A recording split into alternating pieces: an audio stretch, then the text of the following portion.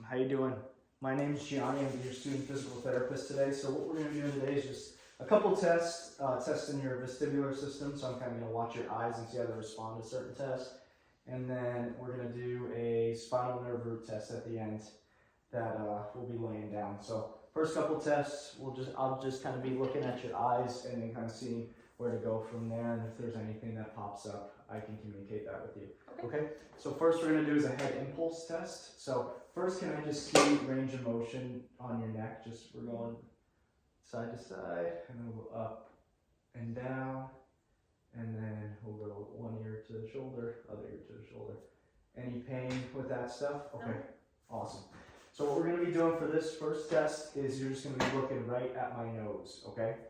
The whole time with your eyes, and I'm just going to kind of be moving your head side to side, back and forth. I'll go slow at first, and then I'll kind of get, I'll do like a quick movement back to the center and kind of just seeing how your eye movement responds to that, okay? So with this one, I'm just looking for any type of saccade or like anything where that rapid eye movement and come back to center. So whichever side that happens on, then that would be a peripheral lesion. So what I'm gonna have you do is I'm just hold my hand here. Like I said, focus on my nose the whole time with your eyes. I'm just gonna flex your neck a little bit, 30 degrees of flexion, and then I'm just gonna nice and low. Go quickly back, okay. And then here, quickly back. Okay, so with that one, I saw some saccades, that rapid eye movement when I went to her right side.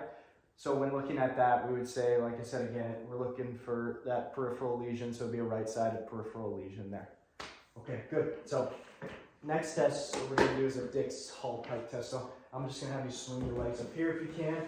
And then can I just see real quick laying down? We just want your head coming out. That's awesome. Thank you. And then what we're going to do here is I'm going to have your head rotated one side and then coming down. And then we'll have rotate the head the other way and then coming down. I'm going to hold your head the whole time so don't feel like your neck's going to fall back. Okay? Okay. And then we're just going to do it for 30. We usually do it for 30 seconds each time. We'll do a little bit shorter because of the video today.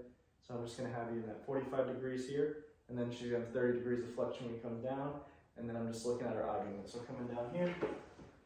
And then I'm just watching her eyes, looking for any type of nystagmus, either up beating or down beating. And that can kind of tell me what we're working with there. Okay, good. And we'll come back up here. And then we'll turn the head the other way. And then same thing, just coming down here. Like I said, I got you. I got your head. Good, and then watching her eyes. And then another thing we can look at is when it starts. So if it starts later, if it starts right away, if it's persistent the whole time or stops throughout the test. Okay, good. So looking at that, she had, when that right ear was down, we saw that upbeating nystagmus, and it happened right away and it was persistent throughout the whole time, so it didn't stop. So that would be a right posterior cupulolisthesis. So right posterior cupulolisthesis is what we're looking at there. Good, okay, and then the last one we're gonna do is, like I said, we're gonna test that spinal nerve root. So let's see, yeah, if you wanna lay down. So for this purpose, we're gonna just drape you. So we'll get you draped here. I'm just gonna tuck you in there.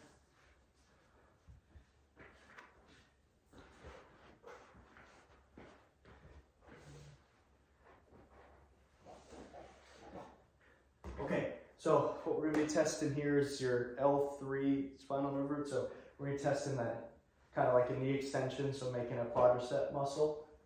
So I'm just going to go here and then get it to the point where I can just see that knee. Good. Okay, and then it's okay if I slide my hand underneath here, and I'm just going to put it on your opposite knee. And then we're going to be a 30-degree knee flexion here. And then what I want you to do is I just want you to extend your knee up. So extend that foot up and then come back down. And then one more time for me, extend up and then coming back down. Okay, so that would be labeled a 3 out of 5. Obviously, if they had that strength, then we go into, giving a little bit of resistance, seeing if it was a 4 out of 5 or 5 out of 5. But for this patient in particular, for this case, she could not move that. So I'm going to get her in a gravity minimized position. So that would be where I have, so I'm supporting her knee and ankle, and I'm getting her into 45 degrees of hip flexion and external rotation, and then 90 degrees of knee flexion. So what I'm gonna have you do is I'm just gonna have you now extend that knee, see if you can do it now. And she was able to go all the way there, so that would be a 2 out of 5. If I asked her right now to do that in a different case scenario, and she couldn't do it, I would palpate the patellar tendon here, and then I would ask her again, can you please try to extend your leg? And if she couldn't do it, but I could feel that palpation, I can feel some movement at the patellar tendon, that would be a 1 out of 5. And if I tried to do that again and I did not feel any sort of movement, contraction, anything like that, that would be a 0 out of 5 on that scale. So getting in that gravity minimized position can help when they can't go full range of motion. And then let me just tuck you back in here.